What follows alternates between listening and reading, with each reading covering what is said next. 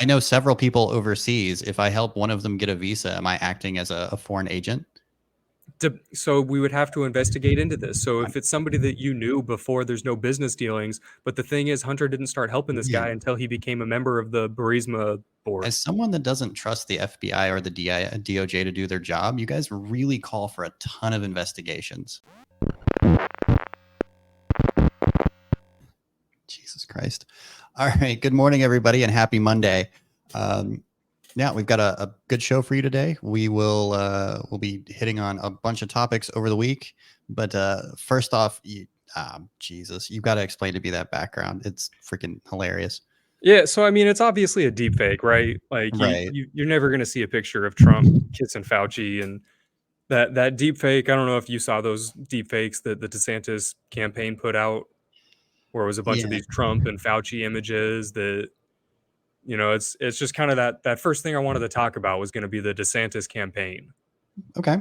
Well, let's get into it. I know it's been floundering, and I'm not the biggest fan of DeSantis, but I thought he would honestly give Trump more of a fight than he has.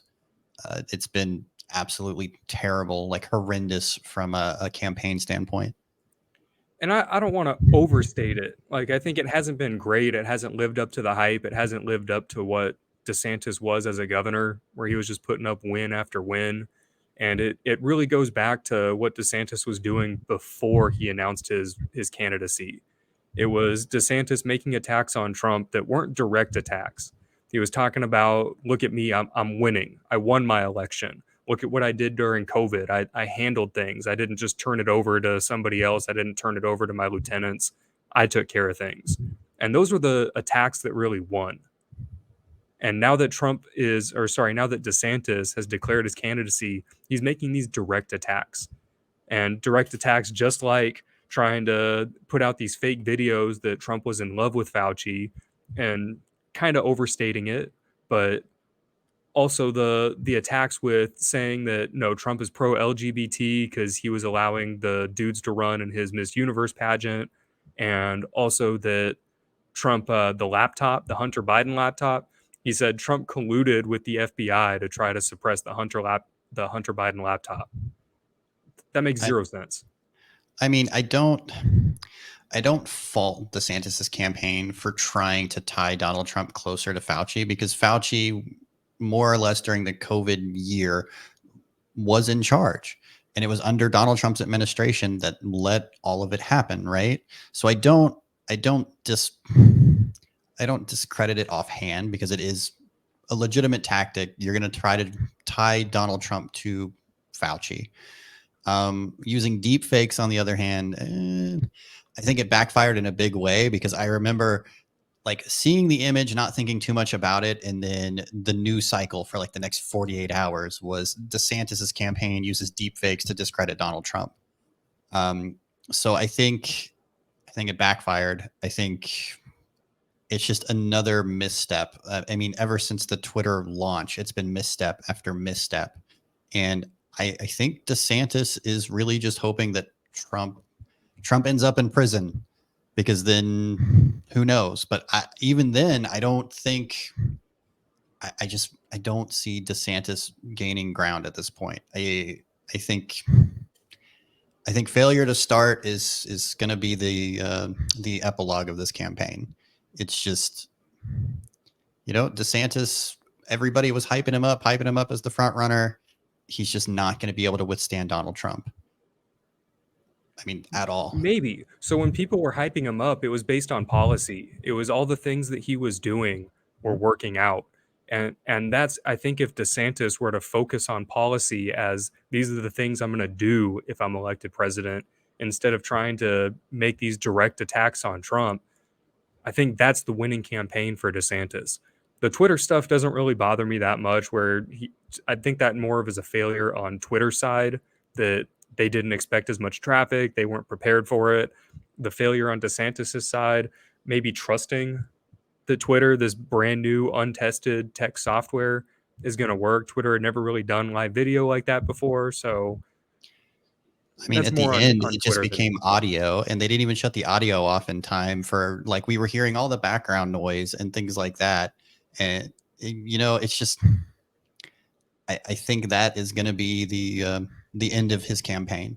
I don't. Again, though, that's failure on Twitter's part, not DeSantis, and it makes r- DeSantis look bad. I think it hurts It him in the makes polls. it makes DeSantis look incompetent. It Like all of does. these missteps make him look very incompetent. And then you just get the numbers out this week for inflation, and Florida is leading the nation in inflation numbers. That also makes you look incompetent. Like one thing after another after another. And I think Ron DeSantis is going to be stuck being the governor of Florida. I wouldn't say stuck because I mean, a best case scenario is he can go back to being that, putting up win after win and going after the But the thing policies that right wing people actually want to hear and see.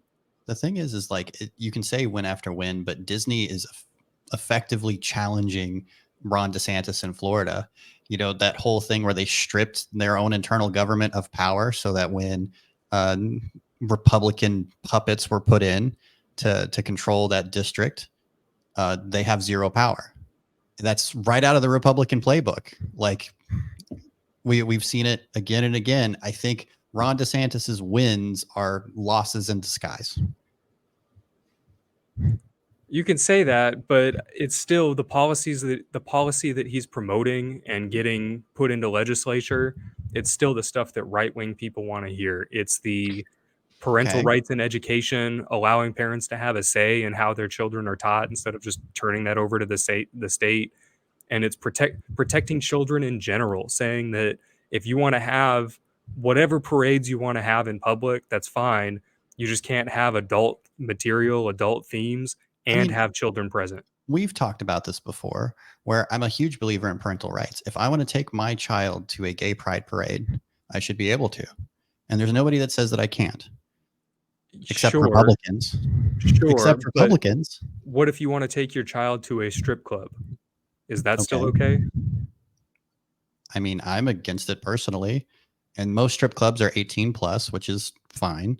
Okay, But but let's say this isn't an actual strip club. Let's say you're having at a library, you're going to bring an actual stripper, somebody who's going to be taking their clothes off. They'll have pasties on, but this is going to be a stripper. They're going to be taking their clothes off. They're going to be dancing suggestively on stage, and people are going to be throwing money at her. But see, Is here's this the something here's that's the okay? thing: is on one hand you're screaming parental rights, and on the other hand you're going except for that.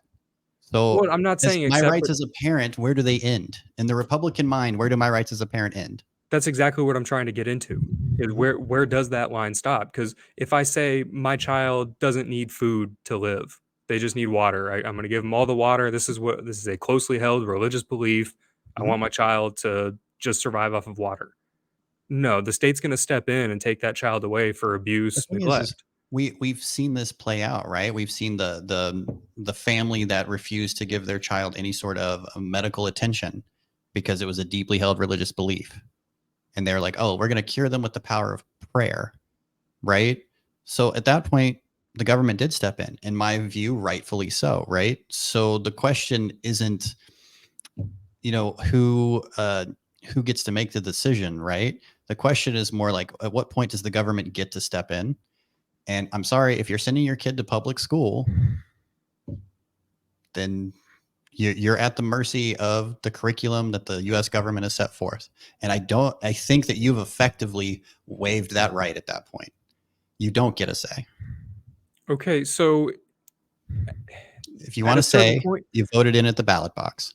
exactly. But at a certain point, you've got people this is, I think, one of the bigger problems with America is Mhm. it's not necessarily people are dumb. It's just low informed. It's people don't get enough information about who they're voting for. People just vote down party lines and for who's the most charismatic. So No if we disagreement bring this, for me. That's how we ended up with Donald Trump. Donald Trump is not the smartest man in the room. He's got a bunch of charisma, though. he does, and if we bring this back to those presidential elections, because I mean, we can go off on Right, schools right.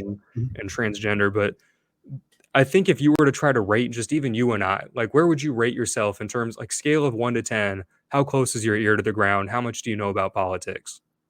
I mean, I'm I'm more in tune than a political novice for sure. Like Sure. I've worked on Capitol Hill. Like I hear things, I see things, I see legislation get pushed. I follow the news fairly closely. So you'd probably say you're like a 6 or a 7? Yeah, somewhere in there. And that's what I'd probably say I'm maybe like a 4 or a 5. And Mhm. now if you were to take where we are and then try to compare it to your average voter, I think your average voter is probably gonna be closer to a 2, especially in the 2020 election where there was nobody like, there was nothing to do. All you could do was sit at home, watch TV, like, Twitter, TikTok. Well, that's the thing is like people are voting party lines and they're voting for what they think that party represents, even if it's untrue, right? So I think it is up to people like us that do have more of an ear to the ground to put out there what is actually going on. Well, like, don't let Republicans tell you they're for something and then watch them vote against it. Don't let Democrats do the same thing, right? Because I have Democrats all day long who seem to espouse socialist values, and then when it comes to vote for something, all of a sudden they're hardcore capitalists. It's democratic socialism though, right? Well, it depends. Yeah, Depends on who yeah, you talk to. that Bernie Sanders wing. Well, I But mean, there's the Bernie Sanders wing, and then there's the farther left than Bernie, I which didn't is think that was possible, but yeah, no, the last couple of years has proved that. I was about to say, like AOC and the squad, who you like to refer to, which honestly, I've come around on AOC because she's kind of moved more towards the Bernie wing and less towards the insane Marxist wing of the left. But I don't know. You'll probably disagree with me on that too. No, she's definitely moved farther to the left, and we'll get back to AOC in a minute here, but Right. I did want us to talk about some of those candidates, particularly where we had Tucker Carlson with the uh, now I'm blanking at some tipping point conference. I think it was like Family Leadership was the name of it, but Yeah. there was a conference where Tucker Carlson and Mike Pence being on there. Tucker asks him about his concerns with how much money and aid the U.S. is sending to Ukraine, and Mike Pence's response is, "Well, that's none of my concern." And I think that effectively takes Mike Pence out of the equation for the nomination. Well, it depends. Like, first off, I think that that clip is heavily clipped. I think if Mike Pence were to expand on his answer, it would be like, that is not my main concern. My main concern is the people at home, not the people in Ukraine. Um, which more, Hold on. So, but which that more or less is the libertarian argument. when Mike Pence is saying if that's what you're going to try to give him credit for to say that Mhm. his concern is the people at home, that was the exact question that was asked. Tucker saying, "Well, what about the people at home? Look at all this money." Because Mike Pence, before that question was asked, before it was framed like that, Mike Pence was saying, "Ukraine's waiting on these 33 tanks, and we haven't sent them. Like, we need to send these. We need to make good on these promises that we made to Ukraine." And then Tucker says, "Well, what about the people back home?" And Mike Pence says, "That's not my concern. My concern is the people of Ukraine. My concern is trying to protect the democracy of Ukraine." Which Ukraine, if you look up I the mean, if let that me is just what finish was that. So, yeah. Ukraine, if you look up the political corruption index, Ukraine is way down there. They're down with like below Cuba, way below China. Ukraine is not the democracy that the left wants to think it is. Well, not to go too far down into geopolitics, but Ukraine has always been treated as the buffer between the Eurozone and Russia. It's like historically that is what Ukraine has been. So I understand probably his thinking on it, but bad word choice. If that's the actual clip, and if that is 100% what he said, it's a terrible way to go about saying that. By saying no, I think that we can provide for both would probably been a better answer. I don't think it. I don't think it's something Pence can't bounce back from, but he's going to have to get out to the voters and spin it. Like he's got to be. And the thing is Pence has a track record of doing just that. If you go look at his old gubernatorial campaigns, he's really good at saying something that should have tanked him and then spinning out of it. So I don't think he's dead in the water. I think Pence is still probably my dark horse challenger for the Republican nominee. But that's assuming that Trump is caught up in some sort of legal quagmire where he can't run. Maybe so. A few things there. Trump. I mean, we've seen him go up in the polls. Once you had that original indictment, Mhm. maybe not even the original indictment. There's been so many legal attacks against Trump that it's tough to keep track. But one of the more recent ones, he jumped in the polls from that. So I don't think these legal quagmires are going to sandbag Trump as much as the left wants them to. I mean, the problem with Donald Trump is Donald Trump's following is a cult, for lack of a better term. Some of Like them. like you are, it's not even some of them at this point. If you support this man in any capacity, you are a member of this cult of personality.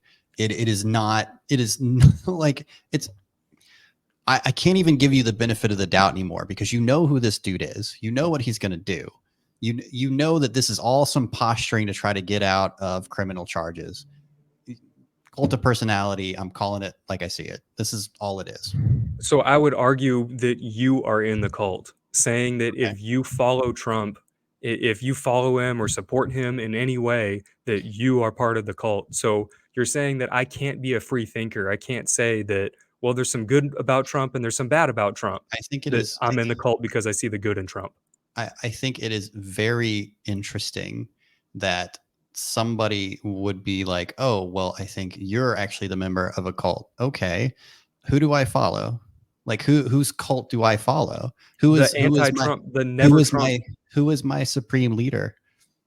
So it's ideology is the supreme Okay. leader.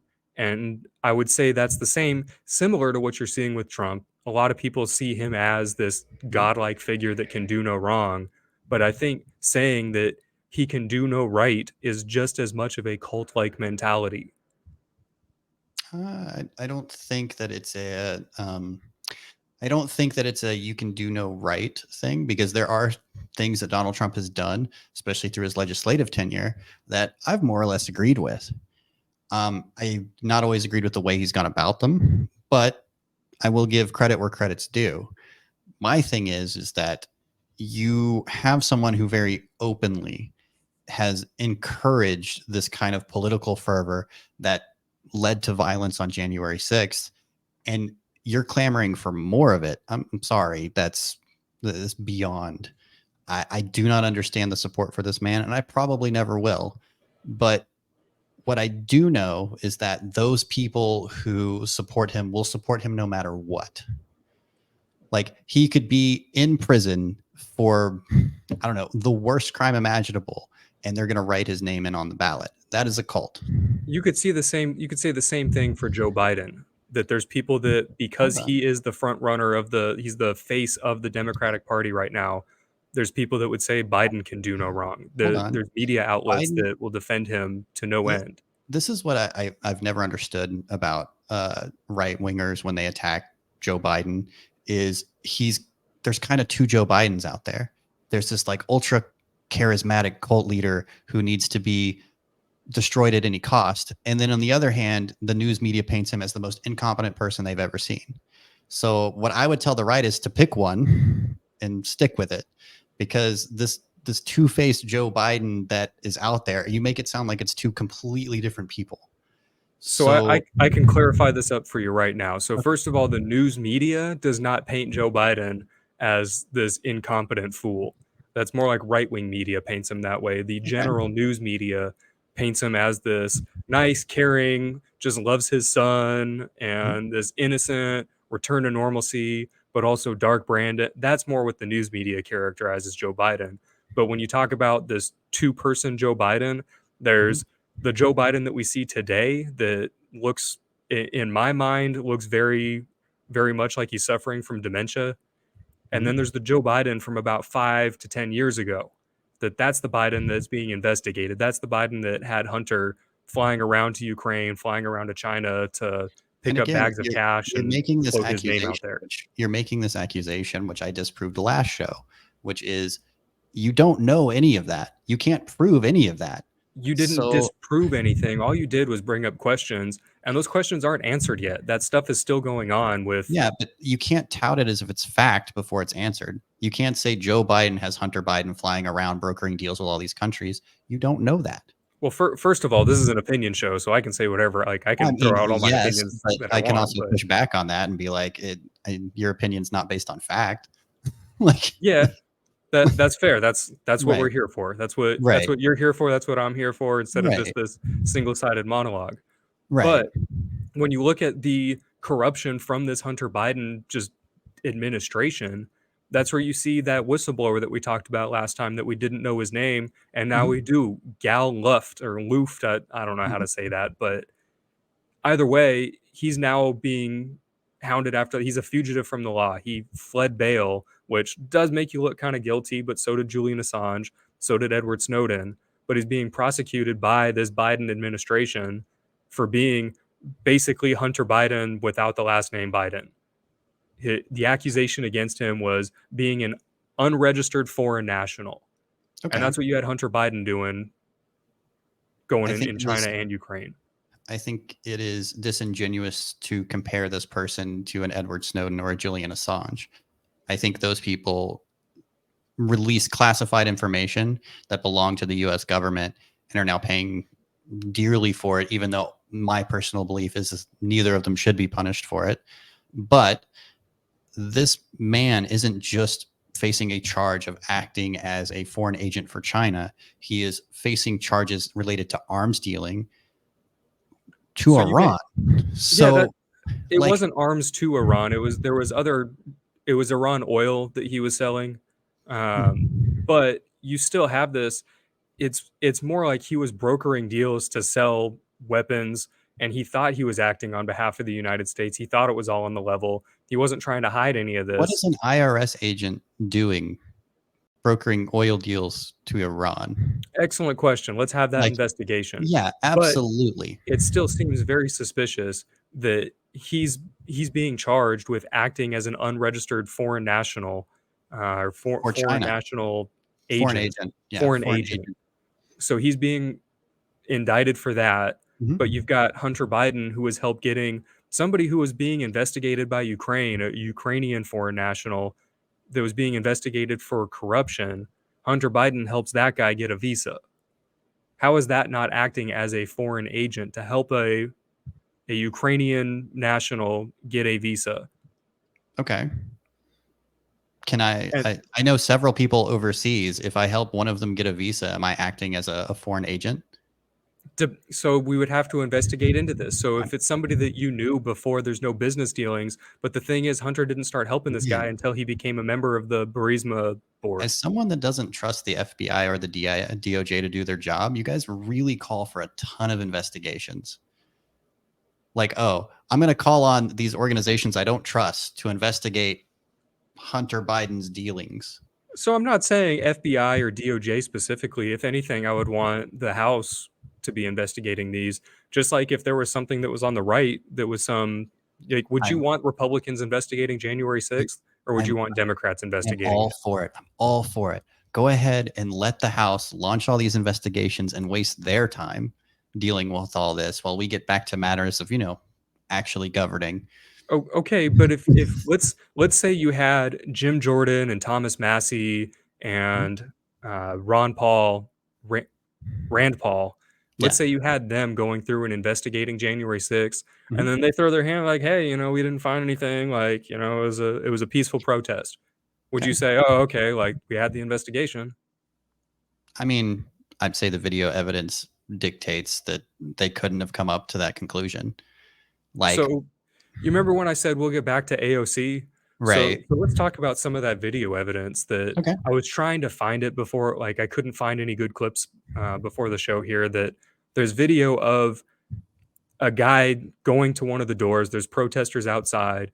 He kind of looks like he pulls on the handle of the door. He can't Mhm. open it. He looks around, finds a camera, and then like points to the door that he's trying to get to at the camera, pulls on it again, and then it opens.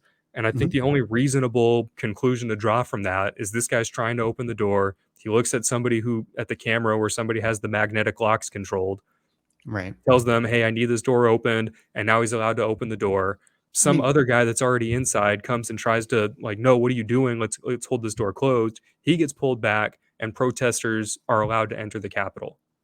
So that right. video exists, and AOC is saying, "Why aren't we talking about this video? I want to know who this guy is. We need to launch an investigation into who's doing this." So when you I mean, talk about the FBI I being corrupt, and I 1,000% agree that we should know who it was that opened the electronic locks, right? We should know who that is. Now, the question is if it turns out to not be someone from Capitol Police, if it's actually a protester who found the controls and opened the electronic locks, I want to know who that is too, right? But the January 6th committee pretty much has put a whole bunch of people in prison. So you can't say that, like, oh, this was a nothing burger. Like, no, we got quite a few people serving time over nothing, if that's the case. I don't think it was a peaceful protest. I stand by that it was a riot. And I think it's a pretty big jump to say that a protest, multiple protesters got in, protesters were able to get to where they knew where to go and were able to get to where these magnetic locks are being controlled, to watch Mhm. the cameras, for somebody to get on camera and say, hey, I need these doors opened. Do I think it's a stretch? Yes, but at the same time, crazier shit's happened. So I can't say for certain that it's a Capitol policeman that decided to open all the doors, right? Or maybe it's protocol for them to open up certain doors should the Capitol be breached. These are things that I want to know, but both Democrats and Republicans seem very hesitant to go down that road. Like I Some of don't them. see I don't see Republicans clamoring to get that information either. So I think it's disingenuous to say that, oh, this is the left stonewalling, because if the right was sitting there going, no, we want to do this, they have control of the House, they could do it at this point. They could, but at the same time, I think the left kind of if you were to hear that House Republicans are opening up a January 6th investigation, how hard would you roll your eyes that again, this happened 3 years ago, I three and a think half years I ago, and we're think the still reason talking they about this don't riot? isn't I think the reason they don't is very simple. I think that they are trying very hard to move away from January 6th. I think they're trying very hard to put it behind them because they know that it's a black eye. I, It it is, but to lessen that black eye, it's not you got beaten up, you got cracked ribs. It's literally just a black eye. It was a riot. It was not an insurrection.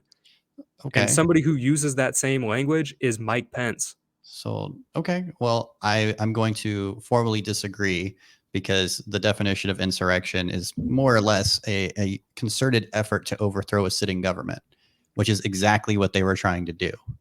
So I'm just going to go, it was an insurrection. It totally was.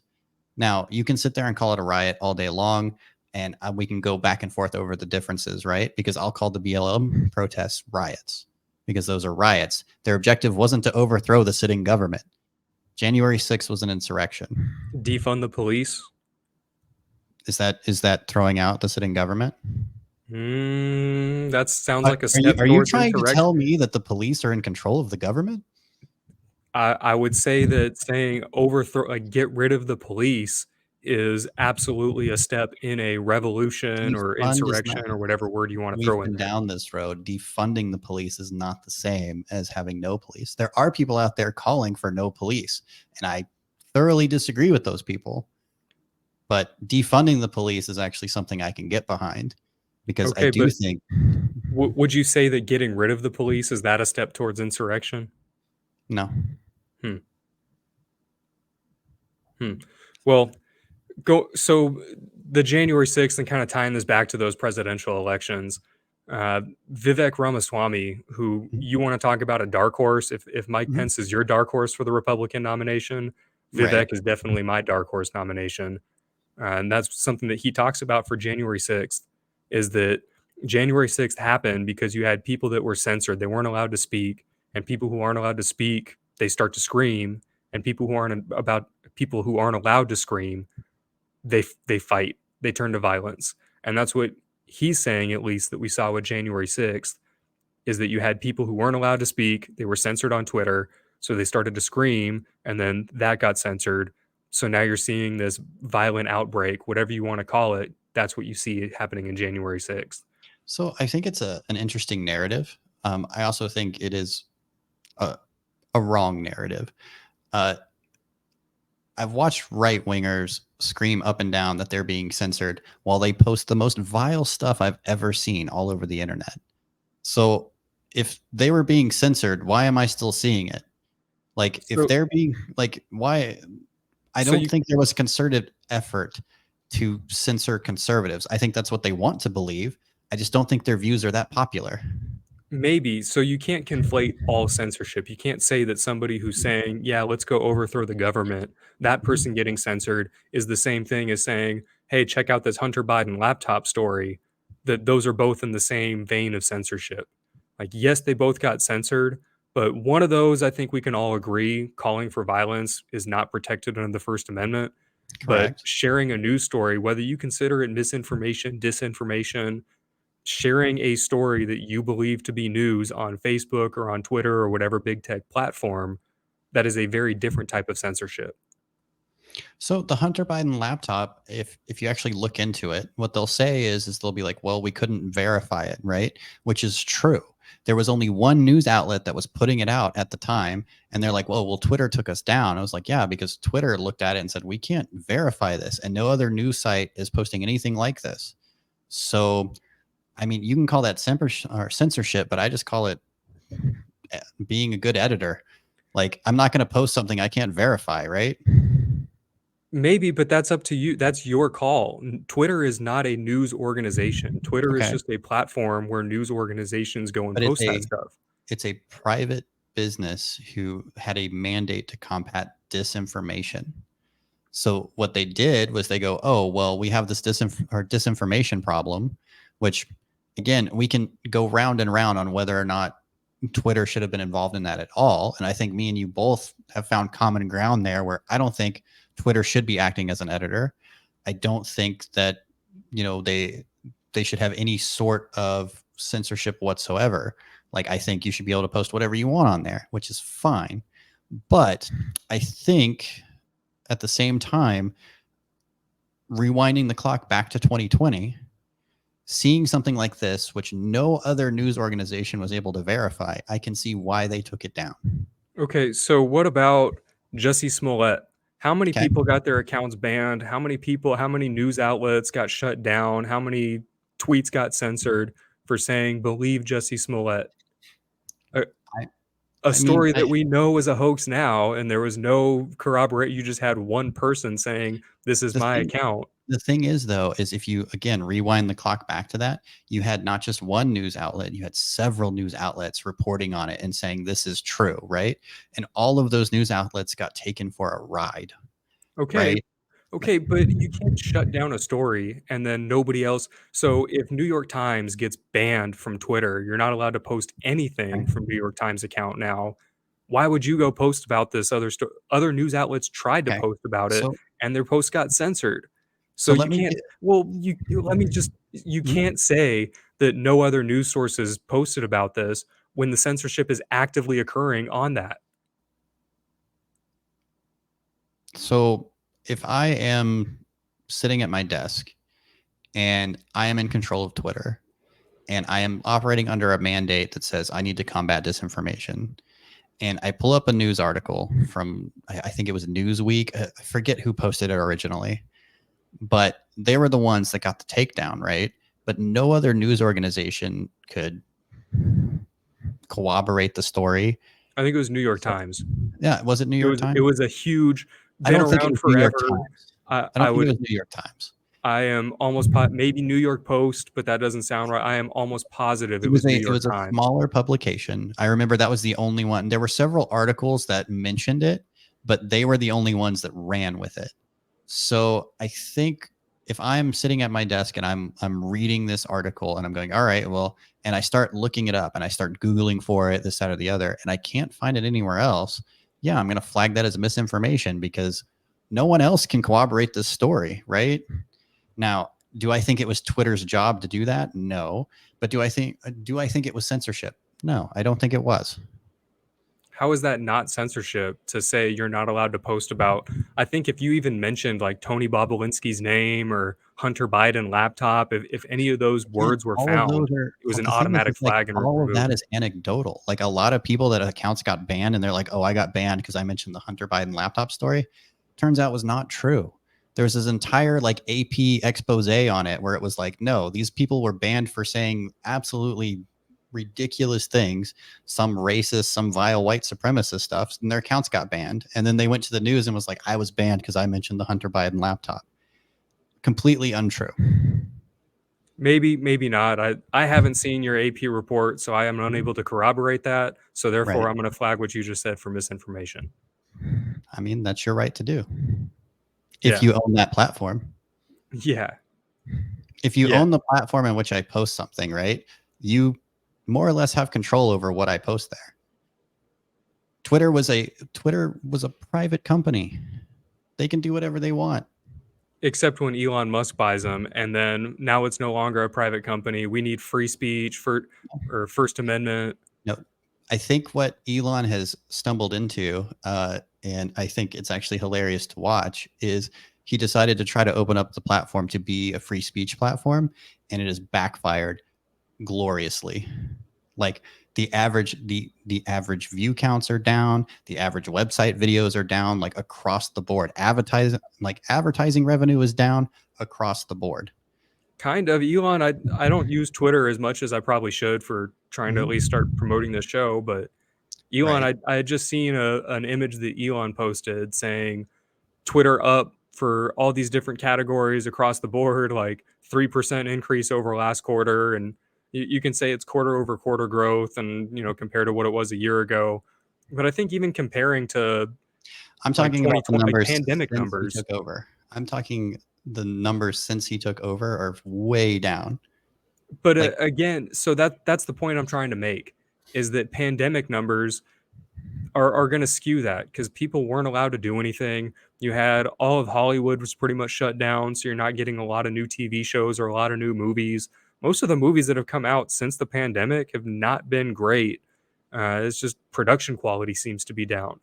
So trying to compare when people had nothing to do and they're just online all the time to what it is now that we're getting back to this normalcy, like I don't know. I think that's an unfair comparison.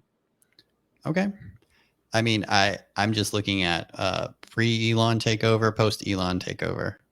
Like, But I can. things are more nuanced than that. It's I mean, yeah, but at the end of the day, you're playing a revenue game, right? Because it's a business, and I can say revenue is down. Like, like I think what you're seeing is that when you don't moderate or you don't like you don't go in and actually like have a hands-on approach with like what content is on your platform, people don't feel safe to express themselves anymore and they leave, which is why Facebook launched its competitor.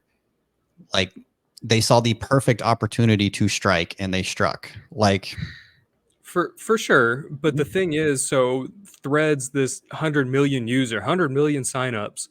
So how easy is it to sign up for Threads? You're already browsing Instagram, and then I clicked the Instagram, button when I was in, yeah. right?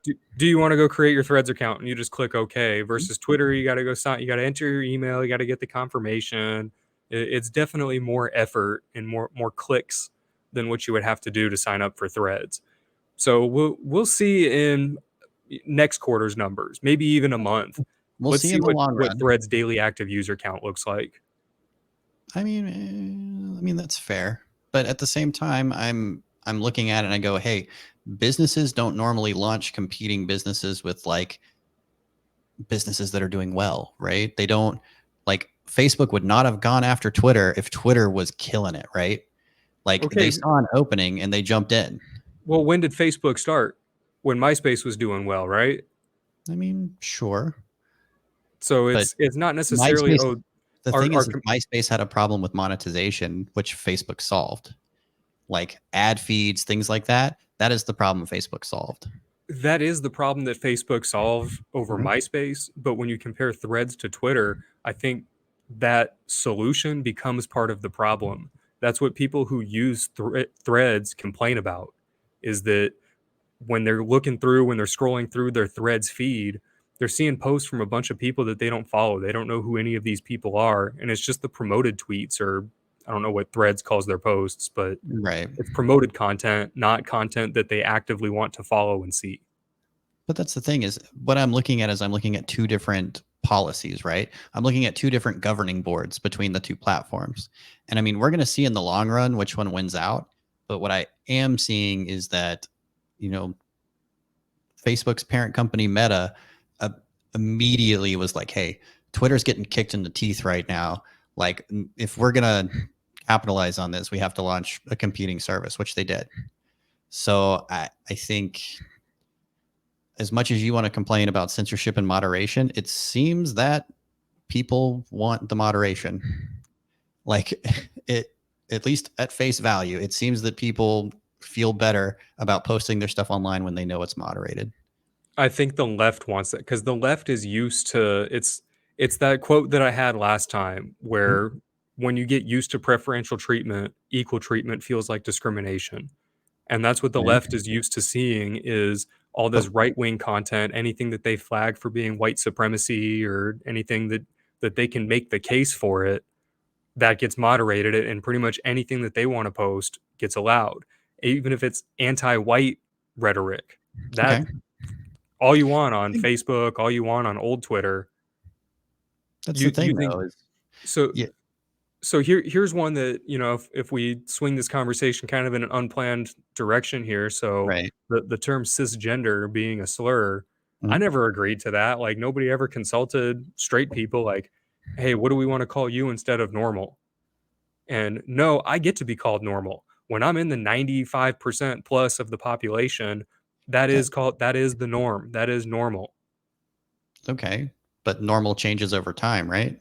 It does, It's but the demographic shift and everything like that. it absolutely does, but what doesn't change is that whatever's in that overwhelming majority, 90% plus, 95% plus, that gets to stay the norm. So if 95% of the human population turns to LGBT, then sure, you can come up with a word for the people that are straight. But Okay, until then, like, we're normal.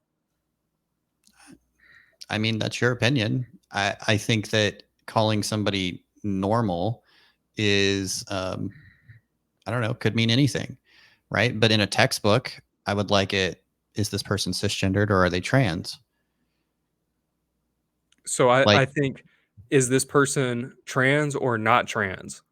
That would be the acceptable. but again, that is your opinion, right? But when I'm looking at like textbooks and things like that, I don't mind it. Like, So textbooks should follow an academic format, which again, okay, and I want to be clear that just because something's abnormal, it shouldn't have this stigma. It shouldn't be that it. So the way I think about this is, how many fingers does a person have? It's 10, right? right, Like, I mean, that's, you don't even have to think about it. That's an obvious. right, People have 10 fingers, but somebody who only has 9 fingers, somebody who was born with 11 fingers, we're not going okay. to say you're less valuable than a person. You are abnormal. That doesn't mean anything about your personality or value to society. It just means you have an abnormal number of fingers. But the thing is you're arguing against like expanded categorization. So it's like, oh, well, instead of just normal and abnormal, what if I want to actually create groupings for these two things? Because abnormal is kind of a catch-all because the person with 9 fingers and the person with 11 fingers, right? They are different. So why wouldn't I categorize them differently? That's I, fine. We can have I'm not against the right. categorization. What I'm against is saying we now need to cater our entire society. We need to have everybody needs to use this language. If you make gloves, you have to make gloves that have 11 fingers, 12 fingers, 8 fingers. You can't make just 10 Okay. finger gloves and cater to the 95, Okay. 99%. But using your analogy, let's say, okay, well, let's just call you normal. Well, there's normal and there's normal straight and normal gay, right? Like, Gay people have other normalities. Like gay people tend to have a normal number of fingers on their hands. well, no, Like no, no. I'm just saying, like, using your analogy, I'm saying that, okay, so if you want cisgender people to be categorized as normal, so all right, well, I have normal straight, normal gay because they don't identify as trans. They don't But have I need to stop you there because normal gay is already that is the abnormal. so you're trying to The so you're trying percentage to of lump people everybody into abnormal, like in some way, everybody that everybody doesn't. has some abnormality, and I think that helps to go away with reducing the stigmas of saying you are abnormal, but being gay is already the abnormality. Why is it You're a tr abnormal? It seems be to be natural. Like it it's we've already had this debate. Like culturally we've had this debate and we've decided that gay people are now accepted. Therefore, do they still be considered abnormal or are they normal now? it is still the abnorm in terms of sexual identity, sexual orientation. It until you And have, I and, would say, at and like I a would disagree with 2/3. you there. Like At I think that's perfectly normal to be gay. at 2/3. is where I would start to accept that if you had 33% of a population is attracted to the same sex, like, well, okay, that's no longer the abnormality. It's So, more in but the line thing with the is, norms.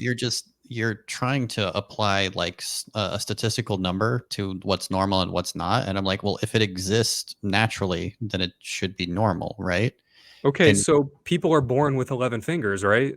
Like you don't just sometimes, randomly grow or yeah, so that's normal to have and 11 it fingers is what has you're saying. sure, why not? Because it's It, not normal. It's like less than 1% of any population is okay, born with these abnormalities. but it happens naturally. It happens in nature a lot. Like there's a whole category of cats that are born with excess toes and things like that. So I mean, for cats, it's not considered abnormal. It's normal. Like Sure. that's the thing is when you want Once to, you you're reach like, I that want to be 2/3. like when I want to be called. What you're saying is I want to be called normal. And I go, okay, well, what falls into the category of normal? And what I'm hearing is like cisgendered white males are normal and everybody else is not.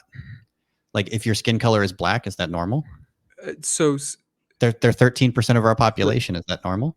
I think it's like 14% now, but I think it's uh, climbed, but last time I read it was like 13 point something. yeah, I think it was the But 2020 are census we that going was to up to really call 14. black people But abnormal? but absolutely black people are in the minority. And if you want to talk about where you're born, like yeah, I guess that isn't normal skin color for an American. Okay. But you can understand why they would have some like serious drawbacks to being called abnormal, right? And These that are Americans. yes, so that same feeling I think is Mhm. what a lot of people feel when you call them cisgendered. You're Okay. coming up with a term to describe my group. If you want to come up with the terms to describe your own group, that's up to you and your group. But to Okay. say no, now we're going to impose these other terms and we're going to have to call you this. I don't care what you think Okay. about it. You're But if we cisgender. You're a sissy. This is what we're going to call it, and it's if almost we always in a if we were derogatory. to take a poll between all people that you would consider normal and they're okay with being called cisgender, would you accept it then? So the problem with that is you're going to get too many What? people that just don't care, that are So like disaffected. so in other words, you just so it's not about the numbers then. You just don't like being called cisgender.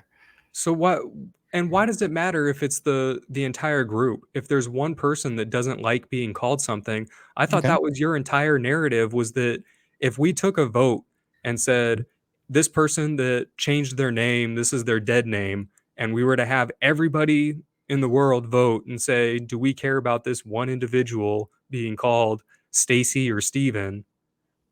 Would you expect I think most that people person wouldn't to care. abide Like by? most people don't know this person personally and they wouldn't care. Okay, so they don't care if I call they don't care if I use the dead name. So then I'm free to use the dead name because I it doesn't mean, matter to them. I mean, if you want to be that, fine. But the thing is if they correct you and you go and you insist on using their dead name and they get angry about it, you have to live with the consequences of you've made this person angry and they're gonna post you online, right? Okay, So so as long same as you're thing. willing to accept the consequences, then fine. So Like, same thing for cisgender. If you've got people saying that we don't like being called cis or cisgender, okay, that I prefer to be called then normal. call yourselves normal. But the thing is I'll just be like, okay, so you're cisgender, and you're like, no, I'm normal, and I go, okay, well, you're cisgender then. Okay, so Like, when people get mad at you and then start saying, I you know, mean, if there's a sure, business that wants to lean into the no one's cisgender and saying they that get you can't be mad about it. But what I am saying is that it seems that your anger is a bit misplaced here. You're like, I want to be called normal. Normal is a subjective term, right? Like what's normal for Peter is not the same for Paul. Like it the way is they and it go about their isn't. daily lives is completely different. I'm so nobody is 100% normal, and I want to be clear. I'm not Right. angry about any of it. Like it takes a lot to get me angry, Right. but when we're talking about just language in general, I get that language evolves over time, but having this forced language and saying that no, these are the terms that you have to use. That The thing I don't is like it's that not one group gets to decide how another group gets to speak. the thing is it's not forced. These are terms that have come out of academia that the younger generation has started to use to refer to what we used to consider normal and abnormal, but then decided that normal and abnormal excluded a lot. or put people into categories that they probably shouldn't have been in, right? So we expanded the classification to a whole bunch of other terms. And yes, I'll admit it's a little weird to be living through this time where the terms have been extremely expanded, right? But I don't disagree with it, because once you understand like what they're trying to do here, it's like, no, we all fall under the umbrella of human beings, but how we classify ourselves kind of matters, because things can be inclusionary or exclusionary, right? Like, and this trying to break down that barrier to be like, no, we're trying to be inclusive to everybody and say everybody belongs here, whether or not you were at one point considered normal or abnormal, I think is a fine premise. I don't think there's anything wrong with that. So I think if you were to go through some type of AI, you feed it all of the Twitter data, all the Reddit, like just general social communications, Mhm. you would find that cis and cisgendered tend to be used as derogatory terms. It's not just, hey, this is my friend. I'm going to introduce all my friends as what their transgender status is. It's almost always used as in a negative form to refer to people that are not trans. Mhm. I mean, So so we used to just call everybody that was attracted to the same sex, right? We used to just categorize them all as gay, whether or not they were male or female. It was just gay. But then we were like, oh, well, like now it's gay and lesbian. So we expanded it to refer to like, this means woman, this means man. And now we've expanded it even further to be like, okay, well, if you're not gay, then what are you? Now your argument is well, we're normal. But normal is kind of exclusionary, right? Like I've taken these people out of my group, even though you might agree with them on 95% of everything else. Like I know a ton of like gay Republicans. So are you just going to be like, well, they can't be Republicans because they're gay? No, you want them in your camp, right? So now we have gay, cisgender. I would say if you're a gay Republican, you're Mhm. not a normal Republican. The Okay. majority of Republicans are not gay. So it's not you're not a normal person. It's just this particular facet of your life represents an abnormality. Okay. But the idea is, in order to include them into your camp, you just refer to them something that doesn't exclude them, right? So you'd be like, hey, we're all Republicans here, right? So that now they're all under your umbrella, regardless of what they do at home, regardless of who they married to, regardless of any of that. You have now included them into your camp. So when we're talking about classifications of people, we're talking gay, straight, homosexual, bisexual, all the other different sexualities that are out there that I have lost track of because there's just so many now. How do we include them into our group? Well, maybe it's time to change our term, because I can be cisgender and it doesn't mean anything except that I am attracted to the opposite sex. No, that's what straight means. Cisgendered is I'm not part of that. Comfortable I in skin. I think the percentage of people that are trans in at least the United States is less than 1% still. Okay. Definitely less than 2%. But to say that I'm in the 98%, I don't know. That sounds like normal to me. Okay. But then you have to like break down who is considered normal. So we end up going around this Ferris wheel again, where I go, okay, well, who is in the normal camp? Are gay people normal now? Or because anybody you exclude, that number grows, right? So you're gonna start with trans people and be like, all right, well, okay, so I'm normal because I'm not trans. Okay, well, are you gay? No. So But it's are it's are normal gay in the people context. abnormal? It's normal in that context. If you've got a male in the United American male and he's 5 feet tall, Okay. you would say, "Oh, you're short." If you've got an American male who's 7 feet tall, you're tall. But Okay. if you're 5'11", like there's not really a word for someone who just average normal height. Like that's the point I'm trying to make, is that it's not necessarily about normal and abnormal. We don't need to come up with a term that for the people that are in that middle of the bell curve. Okay, but that's your opinion, right? So if the majority of the population starts using a term for normal sized people, will you accept that? And what I'm hearing from you is no, I won't. It Which is depends on the fine if context you're of that right. term. So if there's a term that's being used by short people and tall people that got together and they're like, well, we're going to refer to you guys as this because we don't like being singled out, we don't like being excluded, and it's used in this kind of derogatory manner, the same way that you see cisgender, then absolutely I'm going to reject that. But if it's just if it's coming from a more rational, more genuine place, then probably. But even then, I'm still probably gonna say like that the same thing. No, that's weird. Like I'm, what's wrong with the way things were before? I mean, things change all the time. And I mean, I know people are resistant to change, but I think this is a weird thing to get hung up on. Like, someone called me a name I didn't like. Happens all the time. People Interesting misspell that my, you would, people misspell my name on Starbucks cups all the time. I'm not gonna get hung up on it, right? but it's interesting that you would make that point that somebody called me a name that I don't like, Mhm. and that's a weird thing to get hung up on. But that's the whole thing with the trans community and that GameStop. It's ma'am. Like Okay. somebody called you a name that you don't But the like, thing is like and you're taking the extremes, like the ones that have caused a scene in stores and stuff like that, and you're attributing that to everybody who's trans. I know several trans people that don't.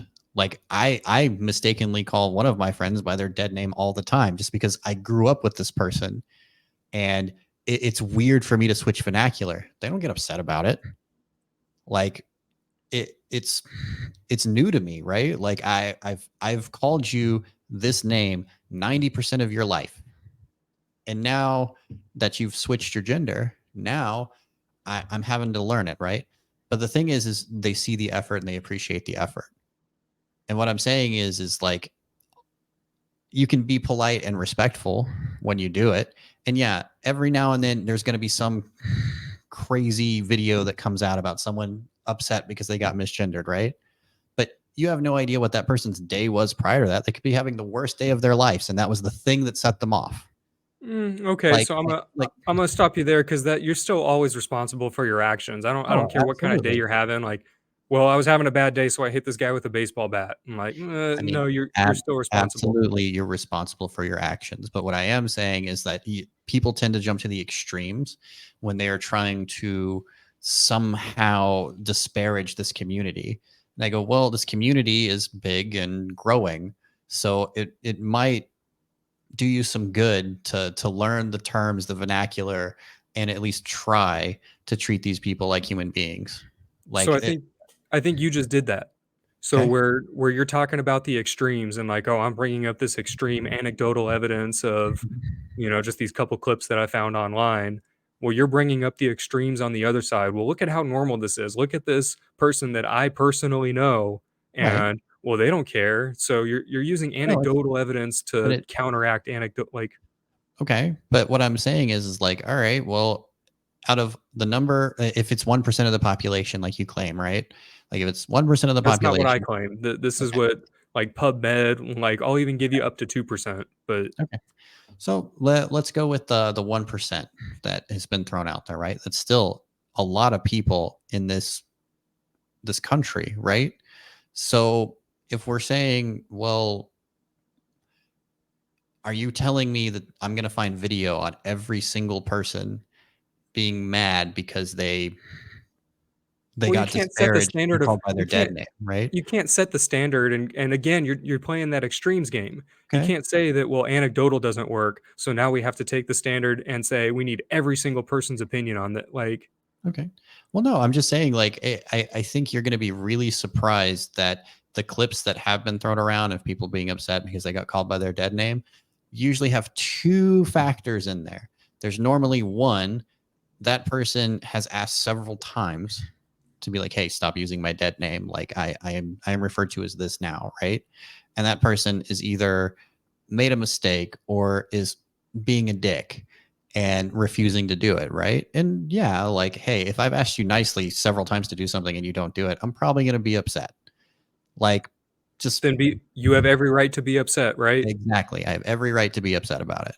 But then there's the other side of that where somebody gets called a dead name once and they fly off the handle. I'm not going to say that doesn't happen. I've seen it happen. And do I defend it? No. But I also think that the person that they're screaming at has every right to be like, hey, like, I didn't deserve that. Like, the amount of people that come out and they're like, hey, like, I'm not a bigot. I made a mistake. This, that, or the other has been tremendous. So I think that it's a weird hill to die on. Like, to be like, oh, I'm so anti-trans that I refuse to use anybody's current name. I'm going to call everybody by their name on their birth certificate. Like, so again, let's clarify my stance here. I'm not anti-trans. The problem that I have is that trans people are, it's that example that I brought up about the glove. Mhm. That, are you going to tell me that every glove manufacturer has to make gloves for every single person, No. that like the number of fingers that could exist on a hand? I don't think we should cater society to that. And more importantly, the bigger problem that I have with the trans community is the targeting of youth. Okay. So if you're 18, if you're over that age of majority, you're a free person. You can do whatever you want with your life. You want to pay for some surgery. You want to pay somebody who's willing to do something. I have no problems with that. But when you're targeting people in third grade or under, and this When you goes say back to that Ron DeSantis, I really want you to define this for me. What does targeting of youth mean? the Like, targeting of youth. So Ron DeSantis passing that parental mhm, rights and education bill that became the Don't Say Gay bill. right. All that targeted was third grade and under. So Okay. you're trying to teach kids about kink and what, when we're talking about, so when sex education was originally created, it it's a bad name. It should be reproduction education. This is how normal, again, normal. This is how humans are created. It's not Okay. about, it's not pleasure education, it's not kink education, it's reproduction education. So we shouldn't be learning about anal sex, we shouldn't be learning about blowjobs. It's Okay. So sperm enters the egg, this is how gametes and zygotes and all that. the thing is we used to have an education system that did that. Like, you would learn about it in biology class, right? Like, this is how an animal or a human being is created. But what happened is teen pregnancy rates skyrocketed. Like, sex ed has been an unmitigated success. Like, the teen pregnancy rates have gone down, condom usage has gone up. Like, across the board, this has been a successful program. That's And the fine. So thing, that's sticking with the reproduction conversation. So but saying the thing is, condoms and birth control, okay. this But is how you prevent that sperm from penetrating the egg. here's the thing, right? Um, gay children will engage in sexual activity. You can still get AIDS. You can still get all sorts of sexual diseases that way. So what you're telling me is we're going to cater sexual education to straight kids, and gay kids can't know the dangers of anal sex. So I don't think you need Like, to go into that fine of detail to say that STDs exist. I think if you just stuck to wear a condom and that prevents this but that percentage leads of to all sort. STDs, But that that leads to applies to all both sorts. sides of the. But that leads to all sorts of like misinformation. Oh, well, you can only get STDs through vaginal sex, which is untrue, right? But that's what they were being taught in schools because they don't know that the other two types of sex you can actually catch STDs from. Like, that's how you end up with all these rumors, right? Like, oh, we used to believe that AIDS was only transmissible through gay sex. Turns out that's untrue, right? Like, Yes and no. I mean, I would wager that 99% of AIDS cases occur from anal sex. Like okay. I think there is very little because I, I think the it's numbers statistically impossible. I think the numbers at this point prove that you're false. But if I need to go get those numbers and send them to you, I will. Yeah, But I mean, so I've been thinking for the shows that we might want to have oh, like an intro that's like retractions, like here's everything that was wrong from the last show. I mean, Um, maybe, yeah. 'Cause I was thinking that Newsweek versus New York Times, but Oh I don't God, know. But yeah, no. I mean, we can definitely do something like that. But my whole sticking point on this is like you're asking like, oh, I'm going to cater to 99%, right? So I'm going to make 5 fingered gloves for my business. But when someone writes me an email asking, "Hey, I actually have 6 fingers. Can you make me a 6 finger glove?" What you're saying is no, I can't What make I'm you a saying six is finger that's glove.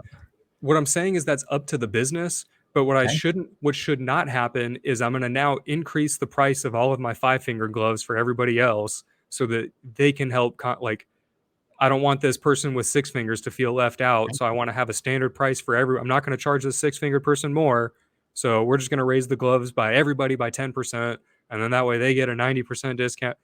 And I want that same thing for the education and whatever kink Well, the thing is, education. If you want to pay extra to have your kid go through that, or if you want to have whatever supplementary materials to provide that level of education, that's but since you up to don't, you. But I don't since think you tax don't, dollars should fund that. but since you don't know what your kid's sexuality is at that point in time, wouldn't you want them to be exposed to all of it? I don't Like, think that we should be having kink education. I it's think not kink. everybody should know how humans reproduce. Okay. First off, it's not kink. It's definitely not kink. Like Anal there, sex and there, oral there are sex, like no leather straps in the classroom. I can guarantee it. every classroom.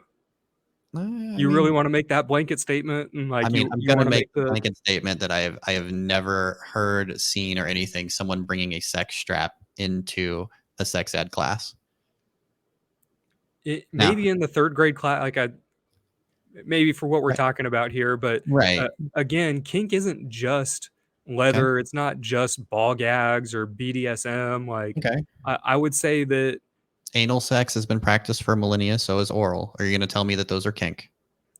those fall outside of the purview of reproduction education, Okay, so but that's not what sex ed is. and that's what Sex I'm. ed is teaching you about the risks to yourself when you engage in sexual activity, which is the big three, which is anal, oral, and vaginal sex.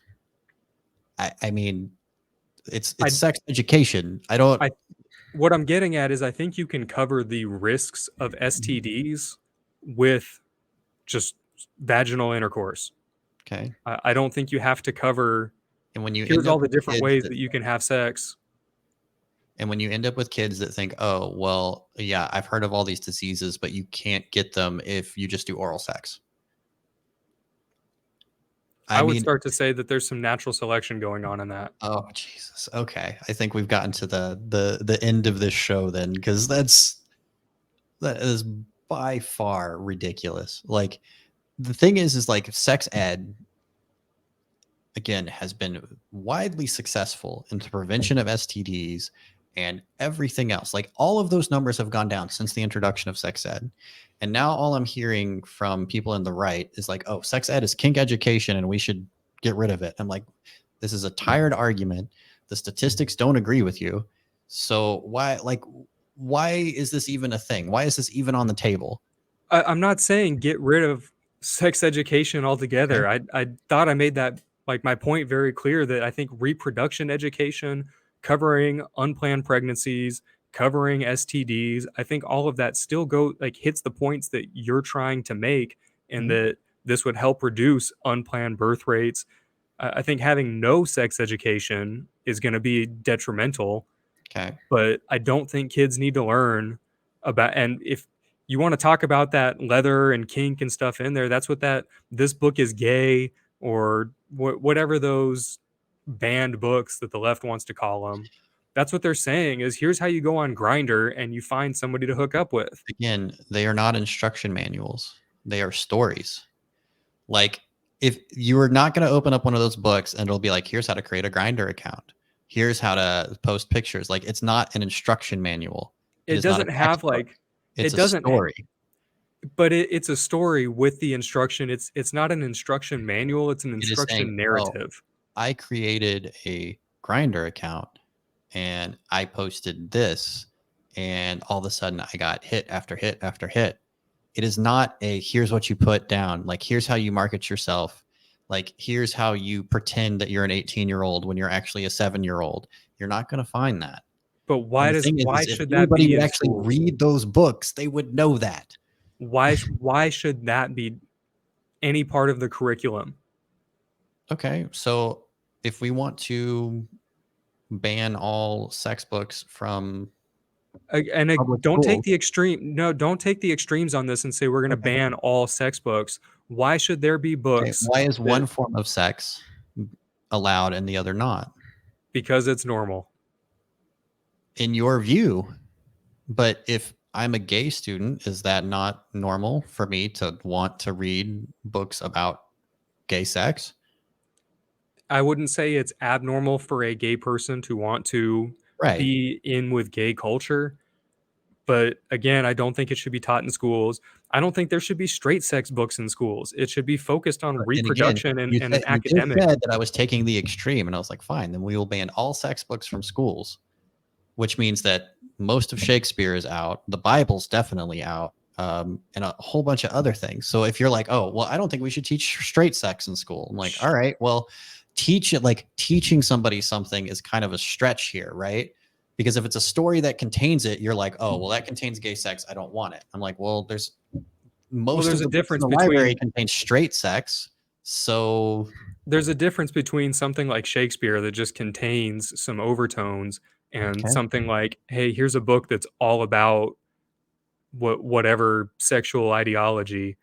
But if we want to end this on something that we can agree on, I think these books that like this book is queer or this book is gay and gender queer, I think those have as much place in a school library as the Bible. okay. I think neither one should be in there. I think religious ideology, as much as I personally believe in that, I don't think it should be something that tax dollars should be funded to teaching other people's kids. The thing is like I don't disagree at face value with that. But what I am gonna say is like I think age appropriate sex books should be in there because if we're gonna go to the extremes and be like third grade and under, right? There are age appropriate books about sex, right? Like there are the ones where it's like, hey, here's how to know if your uncle's touching you weird, right? Like those are age appropriate. So it it's a again, it's slippery slope when you're sitting here going, well, we're just going to ban sex books in general. Well, let me tell you, as an uncle, I don't want those books in school. I'm just kidding. Oh, Jesus Yeah, Christ. All right. I'm but cutting that. yeah, uh, I'm but no, I mean, it's you might have me there. Like as torn as I am, that like I my gut says like again, like I don't want that book. Like I don't want my nieces. Like I am an uncle. Like I don't want my nieces to even have to be exposed to that world. I But think you it have a good point that I think what it comes down to is parents don't want to have uncomfortable conversations with their kids and are now trying to take that out on the school system. They're like, well, Bobby came home and asked me about gay sex. And I don't believe in gay sex in my home. And I'm not going to tell him about it. And I don't want him knowing about it. It puts parents in a rough spot. Like I acknowledge that. But I think we need to start having those uncomfortable conversations because they're starting to happen younger and younger and younger. so how did this episode start? This was with you saying that you believe that parents should be able to take their kids to gay pride parades and drag shows, and Correct. you were a big believer in parental rights. But if I'm now saying I don't want like I lose the parental right because I don't want my kid to be You lose exposed to these, you lose the parental right when you send your kid to public school. I think End of that's story. Like absolutely wrong why? because public school is taxpayer funded. Okay. I think even if I was sending my kid to a So private school and you think that 90% of American citizens with children have share your beliefs? Or should everybody get exposed to all their like should everybody in a public setting be exposed to everybody's beliefs and make the decision? I think most parents would agree that we shouldn't be exposing kids to either ideology. I think most parents would say, let's focus on science, math, literature, whatever those core subjects are. Like, I think most parents would agree that we shouldn't be discussing social issues, especially at third grade and under. You can't help it. I remember third grade and under, we celebrated Earth Day. Earth Day is a social issue, is it not? I think climate change has become one, Okay, so but if I make the argument we shouldn't be teaching social issues, then we can't celebrate Earth Day at school. Track and field day, can't do that because if somebody wants to play on the boys' team who's a biological girl, we can't do that. That's a social issue. so you get to co-opt all things that exist, all of the things, and say everything is a social issue. You're not allowed to discuss, like, you're not allowed to wear multiple colors School because that could school be would look a construed lot with like guilt. prison in that scenario, yes. Because if you're going, we can teach no social issues whatsoever. Everything's a social issue. Like if someone wants to make a big enough stink, everything is a social issue. And you know what? I might be in favor with that. Right. To say let's just stick to the math, let's just stick to the science, the literature. No Earth Day if you want to celebrate that at home. If the parents want to organize that, and after school we have whatever celebrations, that actually sounds pretty okay to me. Okay. Like I said, school's going to look a lot more like a prison at that point. It already does. You look I at the mean, cafeterias. I'm just saying that's something we can agree on finally is it kind of does look like a prison.